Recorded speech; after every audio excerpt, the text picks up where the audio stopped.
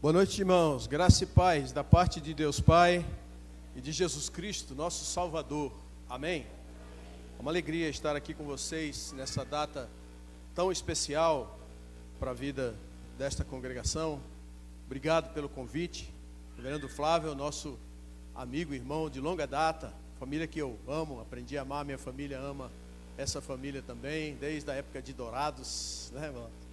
De forma que nós nos sentimos muito à vontade em estar aqui nessa noite, poder compartilhar a palavra do Senhor com os irmãos nessa data tão especial. Parabéns pela congregação, pelo coral que cantou assim maravilhosamente bem, né? Por tudo que Deus tem feito aqui nessa igreja, que Deus continue a abençoar esta igreja. Queria convidar você para lermos um texto no Evangelho de Marcos.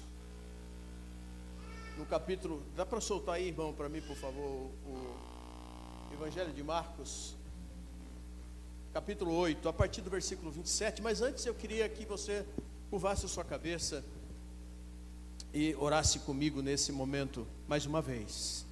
Deus misericordioso, benigno, nosso Pai, por Jesus Cristo, agradecemos-te de coração, Senhor, por podermos estar aqui juntos, para te adorar e para ouvir o que o Senhor tem a nos dizer nessa noite. Te agradecemos por pertencermos ao teu povo, porque sabemos que o homem não consegue viver só de pão, mas também e principalmente da tua palavra. Portanto, Senhor, dá-nos o que nós precisamos para viver conforme a tua santa e soberana vontade. Conforta-nos e fortalece no caminho da fé e da obediência. Por Jesus Cristo, o nosso Senhor e Salvador. Amém. Evangelho de Marcos, você pode acompanhar, por favor, o texto. E se você puder ficar com a sua Bíblia aberta nesse texto, para a gente caminhar juntos aqui. E o meu desejo, a minha oração é que muito mais do que Deus falou no meu coração através desse texto, possa falar no coração de vocês aqui. Amém? Diz assim: então Jesus e os seus discípulos partiram para as aldeias de Cesareia de Filipe. E no caminho perguntou-lhe: quem dizem os homens que sou eu? E responderam: João Batista, outros Elias, mas outros alguns dos profetas.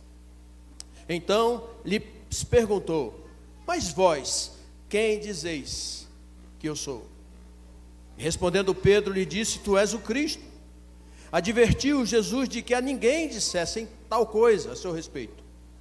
Então começou ele a ensinar-lhe que era necessário que o Filho do Homem sofresse muitas coisas, fosse rejeitado pelos anciãos, pelos principais sacerdotes e pelos escribas, fosse morto, e que depois de 3 dias ressuscitasse. E isso lhe expunha claramente.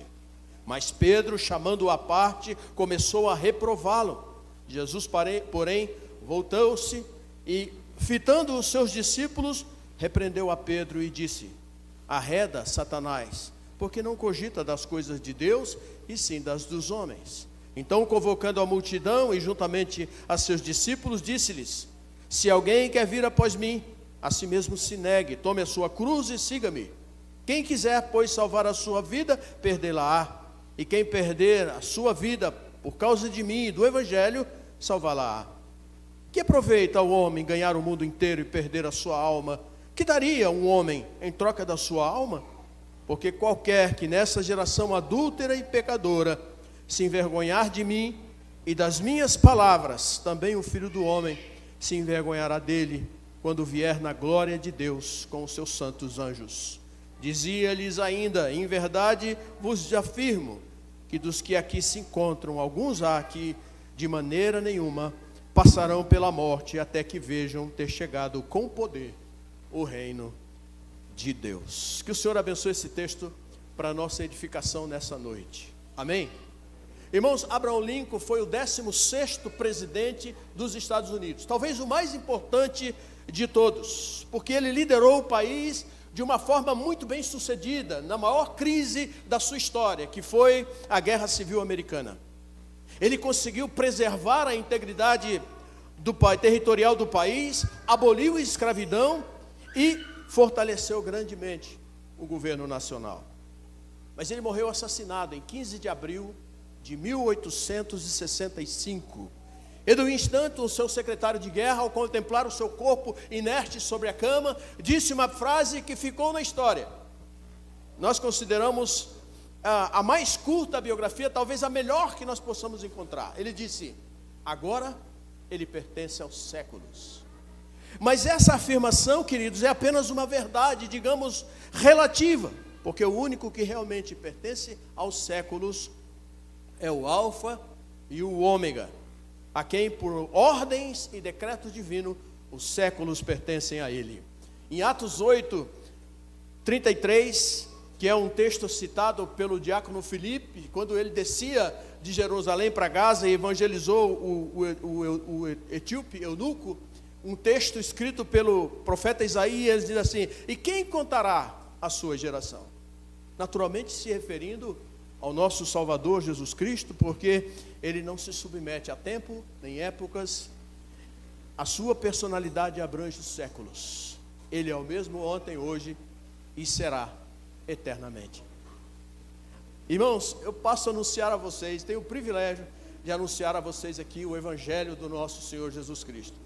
E dizendo que a missão que o Senhor Jesus revela aos seus discípulos é apresentada por ele como o caminho único e definitivo para um retorno seguro ao Pai. E essa missão foi amplamente anunciada pelos profetas e confirmada pelo Senhor, não só em palavras, mas também na prática.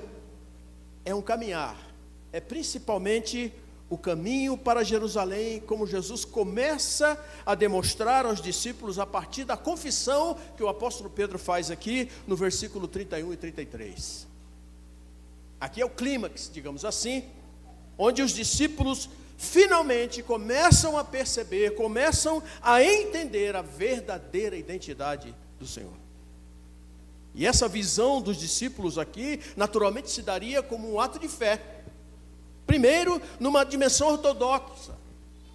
Ele consiste em confessar que Jesus de Nazaré se manifesta como o Messias, o ungido de Deus, o Filho de Deus, o Filho do homem, como ele mesmo se denomina aqui, que revela na figura e na prática do servo de Deus, um rei que é servo, totalmente diferente de todos os reis que a história já conheceu.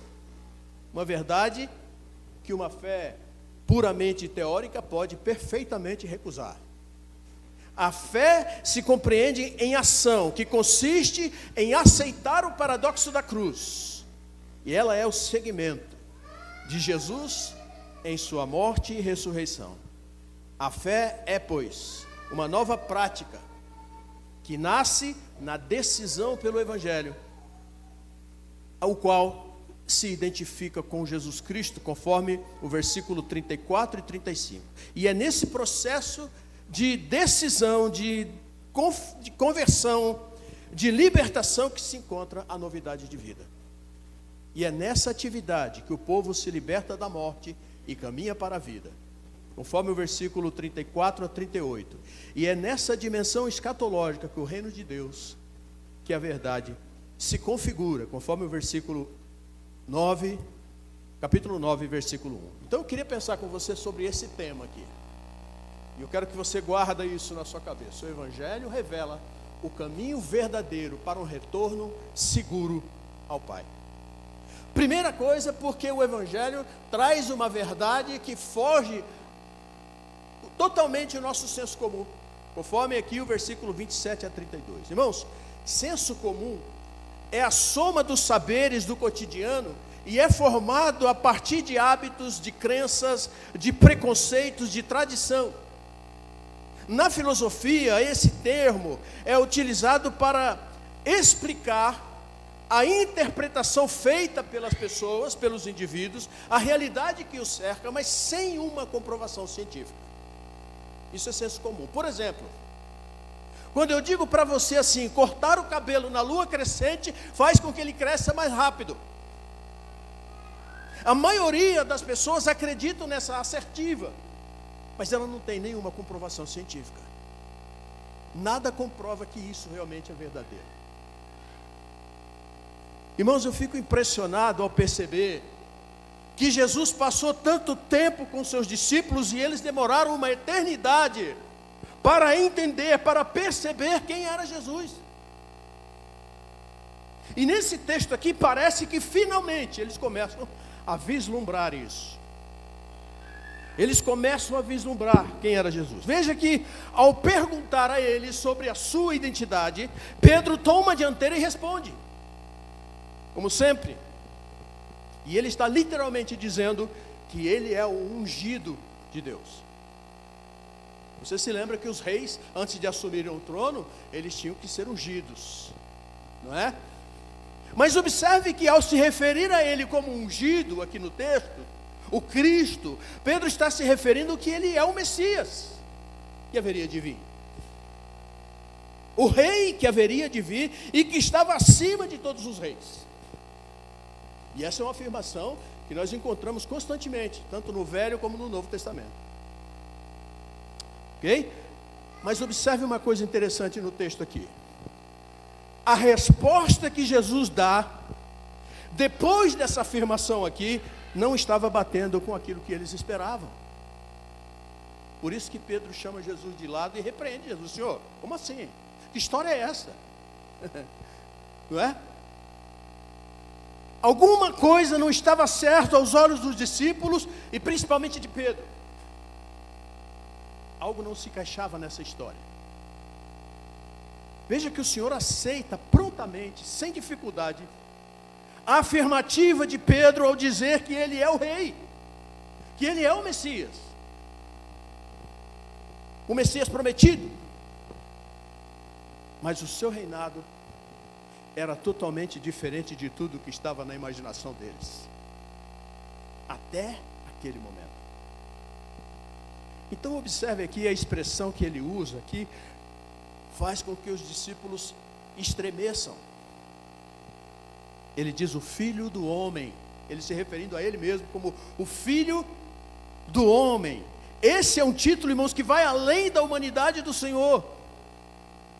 Embora o Antigo Testamento se refira a ele como um servo sofredor, ninguém até aquele momento havia se dado conta ao associar um rei que viesse como um servo sofredor, como disse várias vezes o profeta Isaías, se referindo a ele. Para eles, irmãos, isso não fazia o menor sentido, porque todos ali esperavam um rei que viesse libertar o povo da injustiça, da opressão, do sofrimento, do mal, mas nunca, jamais, alguém que viesse fazer isso com a sua morte. Percebe? Isso estava totalmente fora do entendimento, estava totalmente fora do senso comum deles. Porque Pedro certamente tinha ouvido a vida inteira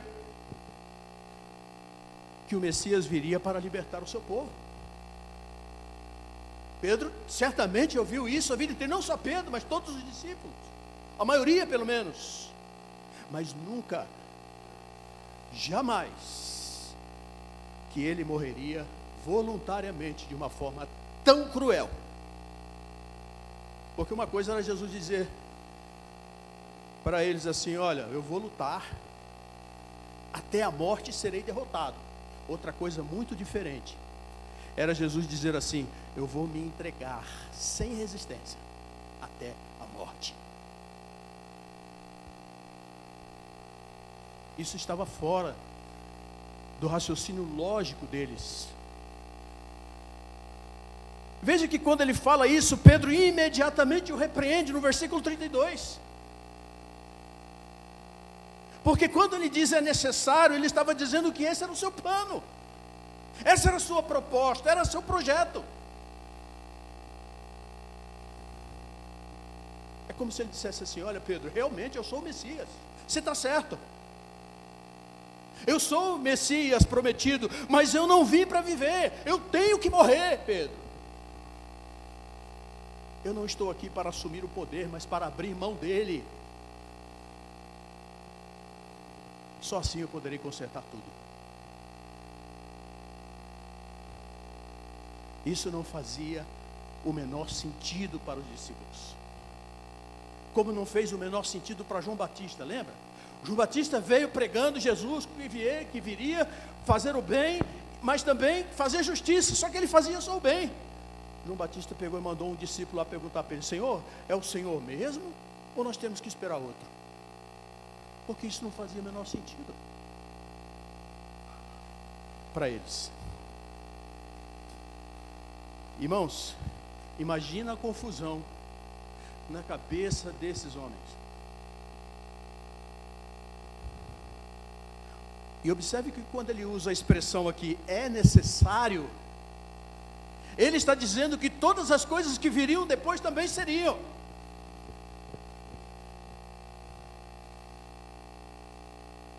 Seu sofrimento, sua rejeição, sua morte, sua ressurreição, tudo isso fazia parte do seu plano. Enfatizando a sua afirmação: Pedro, eu tenho que morrer. O mundo nunca será consertado. As pessoas nunca poderão ter vida, a menos que eu morra e ressuscite. Irmãos, essa verdade aqui, ainda hoje, até hoje, foge à compreensão das pessoas. Ainda mais no mundo que nós vivemos, onde as pessoas relativizam tudo. Mas a morte de Cristo foi necessária. Sabe por quê? Porque os nossos pecados ofenderam a Deus. Com o pecado, o homem chamou Deus de mentiroso, de cruel, de injusto. E mais ainda, se tornou inimigo de Deus. Então a morte de Cristo foi necessária para que eu e você, para que nós voltássemos às boas com Deus novamente.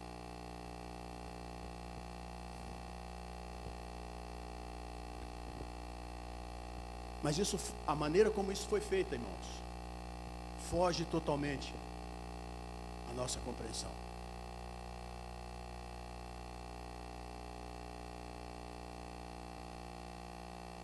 Então presta atenção no que eu vou falar para você agora. Eu sempre digo isso na minha igreja.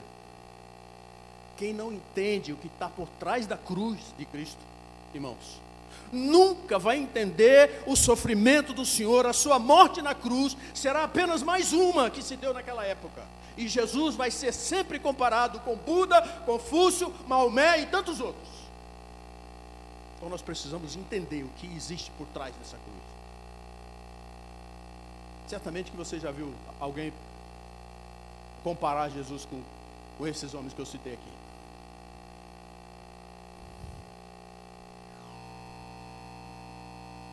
Eu esqueci de colocar isso aqui, como se Jesus estivesse dizendo para Pedro: eu sou o Messias sim, Pedro, mas eu não vim para viver, eu tenho que morrer. Eu não estou aqui para assumir o poder, mas para abrir mão dele. Só assim eu poderei consertar tudo. Era isso que Jesus estava dizendo para Pedro aqui. E que Pedro teve dificuldade de entender. Segundo ponto, o Evangelho traz uma verdade necessária que foge à nossa cognição. Versículo 33 e 34. E eu queria que você prestasse bastante atenção nesses dois pontos que eu vou levantar aqui, porque isso faz parte da nossa vida. Irmãos, os estudiosos do comportamento humano, eles afirmam que as pessoas, mesmo aquelas que nasceram e foram rejeitadas desde a infância, pessoas que na vida toda foram privadas do amor, sabem qual é a diferença entre o amor falso e o amor verdadeiro. Elas sabem qual é a diferença do amor fingido e o amor genuíno. Eles afirmam, irmãos, que o amor é uma necessidade básica nossa, do ser humano. Assim como o alimento, a bebida, a água, né? O sono, o ar que respiramos, enfim. O ser humano não consegue viver sem amor. Não consegue. E eles afirmam que a diferença entre o amor falso e o amor fingido é o seguinte: o amor falso A pessoa sempre busca a sua própria felicidade. Ela procura alguém que possa satisfazer os seus desejos pessoais. Tudo o que ele faz é em seu próprio benefício. E esse amor vai durar até o momento em que a outra pessoa conseguir satisfazer as necessidades. Tem uma frase no Novo Testamento que enfatiza bem esse amor falso e que você certamente conhece. Essa aqui, ó. Desculpa, acho que eu não coloquei. Ah, sim. Esse é o segundo ponto. Traz uma verdade necessária que foge à nossa cognição. Essa frase aqui, ó. Lucas 15, 29. Você lembra quem disse isso? Há tantos anos que te sirvo, sem jamais transgredir uma ordem tua, e nunca me deste um cabrito sequer para eu festejar com os meus amigos. Essa é uma falsa de um amor falso. É uma frase que exemplifica um amor falso. Sabe quem falou isso? O filho mais velho, quando se aborreceu com o pai, quando o pai fez uma festa para receber o filho mais novo de volta. Lembra disso, desse texto? Parábola do filho pródigo. Um amor falso. Interesseiro. Aquele que pensa só nos seus próprios interesses, suas próprias necessidades. Já o verdadeiro amor é totalmente o contrário. Ele é totalmente o contrário. Seu objetivo é fazer o outro feliz. É voltado sempre para o outro. Seu alvo e a sua realização, a alegria e o prazer do outro. É aquele amor que é oferecido independente do reconhecimento. Aquele amor que você não espera nada em troca. Ele é totalmente desprendido de qualquer benefício próprio. A minha esposa costuma dizer aqui para os meus netinhos que amor de vó é um amor incondicional.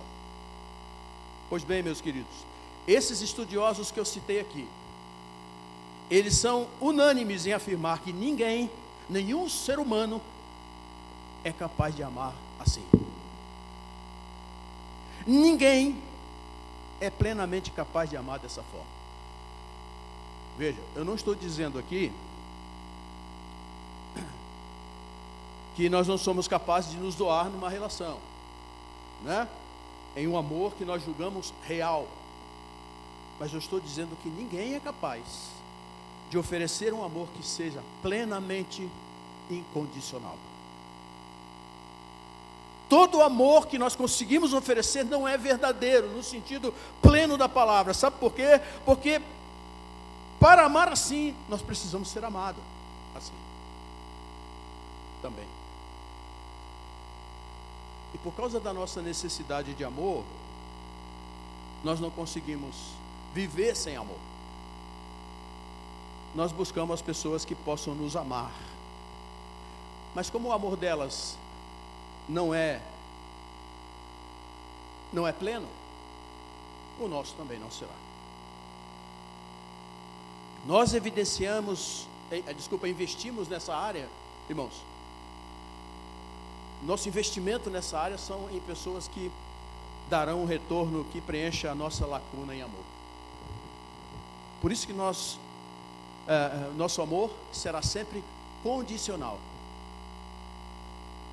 Porque nós não conseguimos amar as pessoas por elas mesmas, mas sim pelo amor que nós estamos recebendo. Somos incapazes de dar ao outro a quantidade e a qualidade de amor que ela precisa. Consequentemente, não vamos receber essa quantidade e essa qualidade de volta. Por quê? Somos todos iguais. No fundo, somos todos iguais. O que nós realmente precisamos para aprender a amar assim é de alguém que nos ame por nós mesmos. Um amor tão radicalmente incondicional. Alguém que nunca necessite de nós para nada. Se nós recebêssemos um amor desse, isso nos satisfaria de tal modo que talvez nós pudéssemos começar a amar desse jeito também. Mas quem poderia nos dar um amor assim? Em quem nós poderíamos encontrar um amor assim? Um amor que não exige nada em troca. um amor que nunca levou em conta aquilo que eu sou, minhas fraquezas, minhas falhas, meus erros. Só uma pessoa pode nos amar desse jeito. Sabe quem? Jesus Cristo. Ele é o único que pode nos amar desse jeito. Porque só Ele, na pessoa do Pai, do Filho e do Espírito Santo, que tem conhecido e amado uns aos outros numa perfeita harmonia trinitariana, de forma perfeita, por toda a eternidade, dentro da Trindade nós encontramos esse amor perfeito, toda a realização, toda a felicidade. Ele tem dentro dele todo o amor que falta para a humanidade. E ao compreendermos esse amor, ao entendermos esse amor, ao experimentarmos esse amor incondicional, seremos capazes de amar assim também. Mas eu preciso entender, eu preciso compreender, eu preciso experimentar. Porque esse amor me identifica com Cristo, irmãos. A partir dele eu consigo impor os limites emocionais com pessoas que eu nunca impus.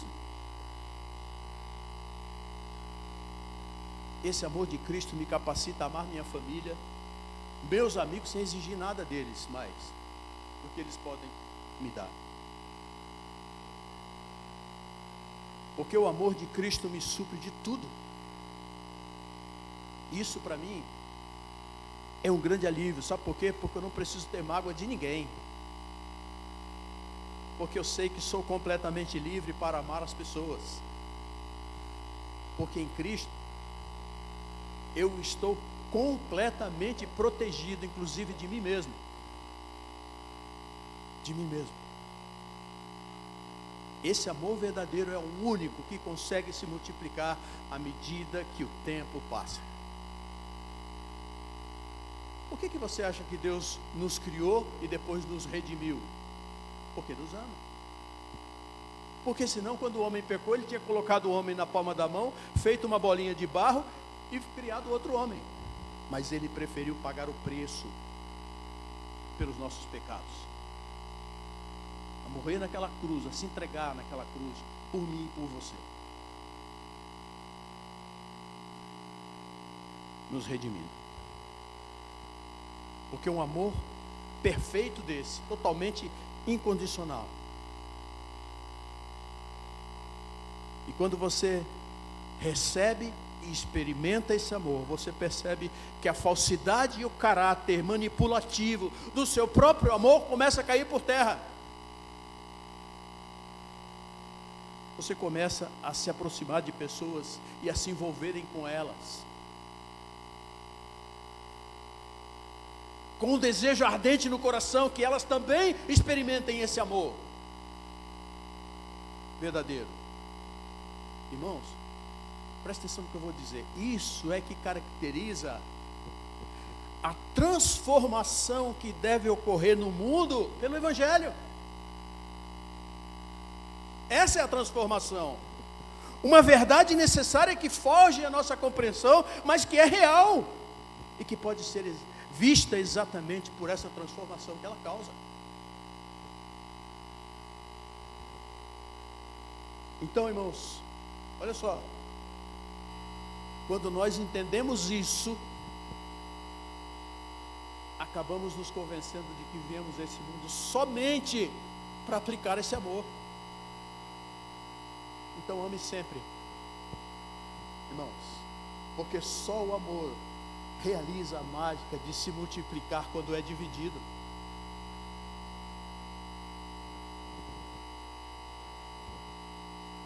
Terceiro e último ponto que eu quero trazer para você aqui, uma verdade necessariamente universal, versículo 35 a 38 do nosso texto aqui.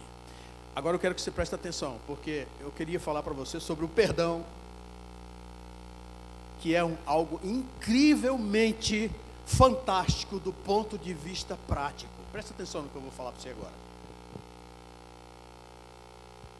Quando você constitui uma dívida com alguém, pode ser qualquer dívida, Alguém que falou mal de você, alguém que fez para você alguma coisa que você não gostou, ou pode ser até uma dívida financeira. Não importa. Qualquer coisa que tenha ofendido você, que tenha magoado você, que tenha prejudicado você. Você só tem duas opções na vida. A primeira é cobrar a dívida. Cobrar a dívida. E essa cobrança pode ser feita de várias maneiras. Você pode fazer isso judicialmente. Contratar um advogado aí, ou você pode fazer isso pessoalmente também. Não é? Ou ainda você pode tentar impedir todas as oportunidades que aquela pessoa tem na vida. Acabar com a reputação dela. Hoje é fácil fazer isso, né? Pelas mídias aí, sociais. Bem fácil. Torcer muito para que ela se dê mal na vida, para que ela pague tudo que ela fez para você, com a mesma moeda, sofrendo o tanto que você sofreu. Você pode fazer isso, uma opção. Mas eu quero te falar uma coisa, irmãos. Eu creio que há um grande problema nessa atitude aqui. Sabe por quê? Porque cada vez que você leva o seu devedor a sofrer o tanto que você sofreu para pagar a sua dívida, você se identifica com ele.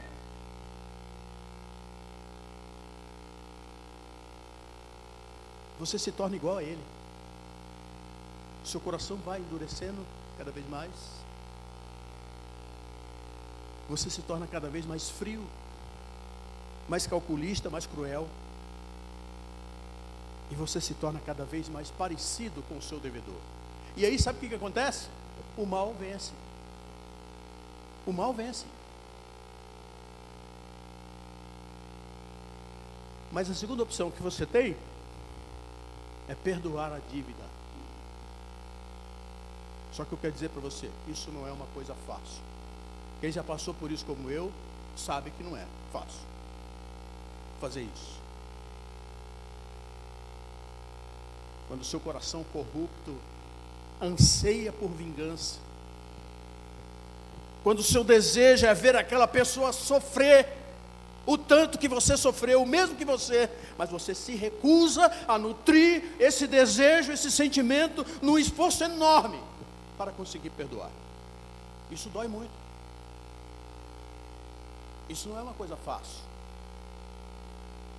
Não é para qualquer pessoa também isso, irmãos. Sabia? Tem um ditado popular que diz assim: a vingança é um prato que se come frio. Eu nunca entendi bem essa frase, irmãos, mas eu digo para você que o perdão é um prato que se come fervendo. Sabe por quê? Porque reprimir a vingança e perdoar é de extrema agonia. Sabe por quê? Porque ao invés de você fazer o seu devedor sofrer e pagar pelo erro que ela fez, com a mesma moeda você mesmo absorve o custo daquela dívida. É como você sofresse 1, 2, 3, 4, 5 vezes o que você sofreu.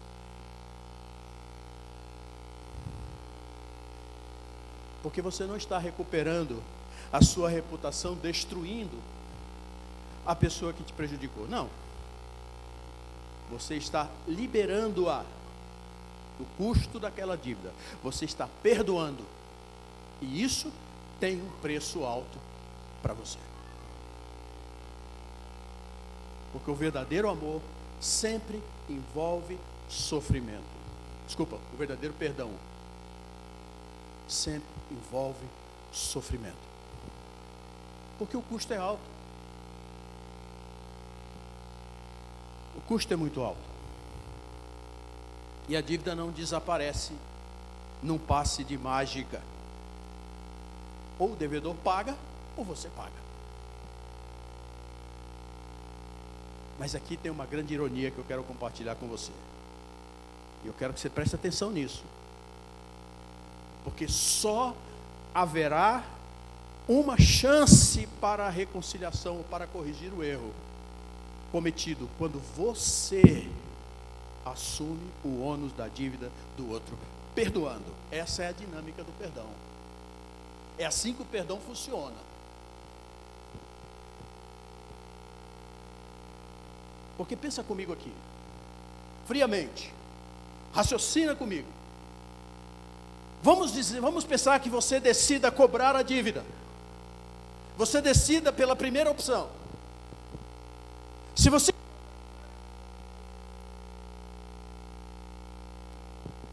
o seu agressor nunca, jamais poderá dar ouvidos a você, porque tudo que você disser para ele será rejeitado por ele, porque ele vai pensar que você não está em busca de justiça, você está em busca de vingança, e ele, por causa disso, nunca vai poder reparar o mal que ele fez a você, nunca. Mas se você reprimir a vingança e assumir o custo da dívida, do perdão, aí a conversa é outra. Bem provavelmente fará com que ele te ouça e consiga ver o mal que ele fez para você. E, naturalmente, se redimir com você, te pedir perdão. Mas mesmo que ele nunca te peça perdão, que ele nunca te peça desculpas, você estará livre da sua consciência. Totalmente.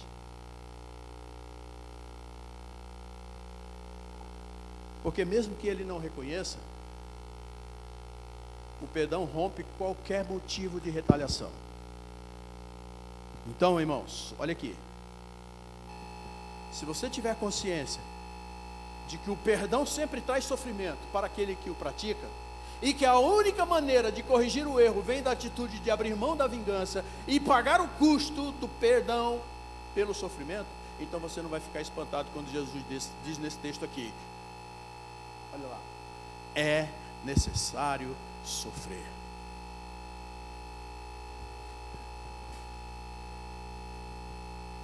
Porque o pecado sempre implica numa pena, cujo salário é a morte.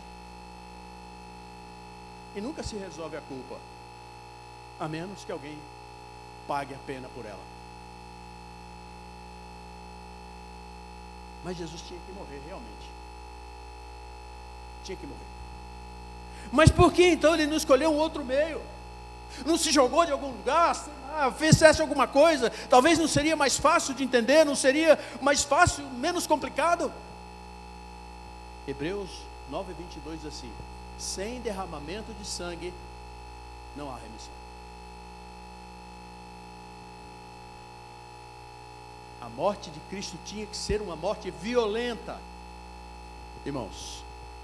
E quando a Bíblia se refere a sangue, isso significa que a morte deve acontecer sem o seu fim natural. Uma morte como foi a do meu Senhor, onde a sua vida foi ceifada pouco a pouco. O preço mais extremo, mais alto que alguém poderia pagar. Porque a sua morte não foi apenas um pagamento, não é? Não foi apenas um pagamento. A sua morte foi a demonstração de algo surreal, incompreensível aos olhos humanos. Algo que levou os discípulos a ficarem perplexos, a ponto de levar Pedro a repreender o Senhor e dizer: Senhor, que história é essa? Como assim? Que bobagem o Senhor está falando? Imagino que ele deve ter falado isso. A ponto de Jesus olhar para ele e dizer assim: para trás, Satanás, você não entende nada das coisas de Deus. Irmãos, por isso que a cruz de Cristo, ela prova que os sistemas que existem no mundo são todos corruptos, injustos, e só servem como instrumento de opressão. Porque ao condenar Jesus, o mundo estava condenando a si mesmo. Estava condenando a si mesmo, irmãos. A sua morte na cruz, irmãos, demonstra a falência, o fracasso do mundo. mas também demonstra o verdadeiro caráter do reino de Deus. Uma verdade necessariamente universal. E eu queria concluir, irmãos, olhando para o versículo 1 do capítulo 9, que a gente não viu ainda, dizendo que quando nosso Senhor assumiu aquela cruz para morrer no nosso lugar, no meu lugar, no seu lugar, pelos nossos pecados, o seu ganho se deu através da perda. Ao morrer naquela cruz, ele alcançou o nosso perdão. Como diz Paulo em Romanos capítulo 5, agora nós não somos mais inimigos de Deus.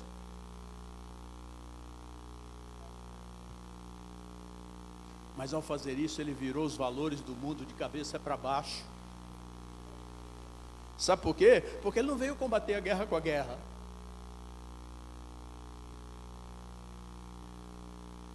Ele não veio assumir o poder para acabar com a corrupção, como todos esperavam, inclusive os discípulos. Mas ele abriu mão do poder que tinha. Por isso que ele disse que era um rei que deveria morrer. O C.S. Lewis fala uma frase que eu gosto muito. Ele diz assim: olha, se você for a Cristo em busca de uma identidade, de uma nova identidade, você ainda de fato não foi a Ele, porque o seu ser verdadeiro só emergirá quando você estiver à procura de Cristo e não da sua própria identidade.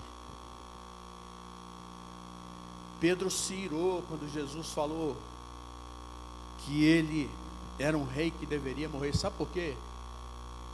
Porque ele entendeu que o sofrimento a que Jesus estava se referindo não era só para Jesus, mas para ele também. Isso o deixou muito irado, porque ele tinha seus planos, ele tinha os seus projetos, e sofrer não fazia parte disso. Sofrimento não. O objetivo dele era a vitória, sucesso. Não incluía sofrimento. Irmãos, isso serve para nós também. Então presta atenção no que eu vou dizer aqui. Tem uma história que eu quero contar, mas eu queria antes dizer o seguinte: se os seus planos, eu tenho certeza que você já fez planos esse ano, né? Claro, nessa altura do campeonato a gente já fez planos para esse ano, como que vai ser, os meus projetos, né? Acredito que você deve ter feito seus planos, seus projetos para esse ano aí, mas presta atenção no que eu vou falar aqui. Se os seus planos, os seus projetos de vida tiverem um fim em si mesmo, Jesus não passa de alguém que você vai usar para alcançar esses objetivos. Tem uma historinha apócrifa que não é bíblica, é apócrifa, que é a seguinte: diz que Jesus estava caminhando com seus discípulos e em uma certa altura Jesus parou e olhou para eles e disse assim: olha, quero que vocês carreguem uma pedra por mim. Todo mundo pegou uma pedra. Pedro, mais esperto, pegou uma pequenininha e colocou no bolso, a menor que ele achou, colocou no bolso. Lá por volta de meio-dia, eles pararam numa sombra. Jesus fez um gesto com a mão e as pedras se transformaram em pães. Pedro comeu a dele numa bocada só. E aí eles continuaram a caminhada. Lá na frente, Jesus parou, olhou para eles e disse assim: olha, quero que vocês carreguem uma pedra por mim. Pedro falou: já sei. Pegou a maior que ele pôde carregar. Disse assim: não vejo a hora de chegar a hora do jantar. A pedra era tão pesada que mal ele conseguia carregar. Aí de repente chegou na beira do rio. Jesus olhou para eles e disse assim: ó, quero que você jogue as pedras no rio. Eles jogaram e ficaram tudo sem entender. Como assim? Um olhando para a cara do outro. Jesus olhou para eles assim: vocês se lembram do pedido que eu fiz para vocês? Por quem vocês carregaram a pedra? Irmãos, isso serve para nós também. Se os seus projetos de vida tiverem um fim em si mesmo, você vai estar usando Jesus para alcançar esses objetivos.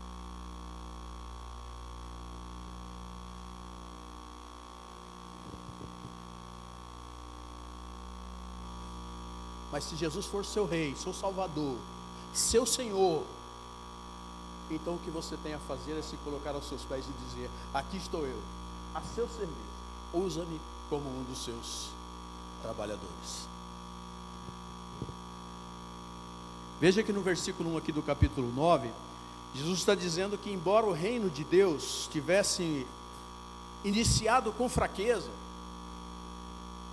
eles veriam o poder da sua ressurreição e veriam também a igreja crescer em amor e a se multiplicar em serviço e influenciar o mundo.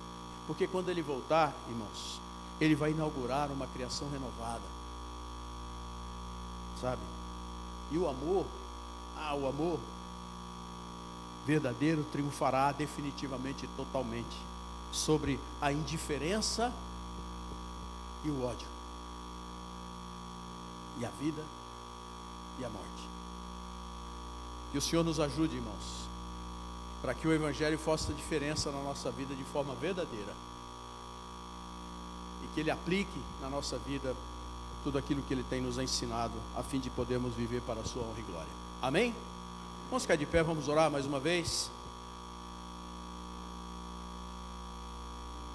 Nosso Deus, Criador, Salvador nosso, louvado seja o Teu nome, Senhor, por nos teres convidados a estar aqui nessa noite, celebrando essa data tão bonita, tão gostosa, tão promissora, Senhor, na vida desta igreja. Que o Teu Espírito Santo conduza essa congregação cada vez mais, na vida do seu pastor, na vida da sua liderança, na vida dos presbíteros, diáconos que aqui trabalham, que aqui, Senhor, desempenham, Senhor, seus ministérios. Por favor, em nome de Jesus, que essa igreja seja uma luz neste lugar, onde as pessoas possam ver, conhecer o Teu Evangelho, Senhor, verdadeiro, para que elas realmente possam fazer um retorno seguro, Pai, ao Senhor, através da vida dessa igreja, através do testemunho desses irmãos, através de tudo aquilo que o Senhor tem feito na vida dessa igreja. Muito obrigado pela oportunidade que o Senhor nos dá de estarmos aqui. Receba, portanto, a nossa gratidão, nosso louvor nessa noite, em nome de Jesus, nosso Salvador. Amém. Obrigado, irmãos. Vamos orar então? Irmãos, que a graça e a sua de Jesus Cristo, o amor de Deus, o nosso eterno Pai, a presença, o carinho e as consolações do Espírito Santo estejam com todos vocês e com todo o povo de Deus, espalhado pela face da terra, agora e para sempre. Amém.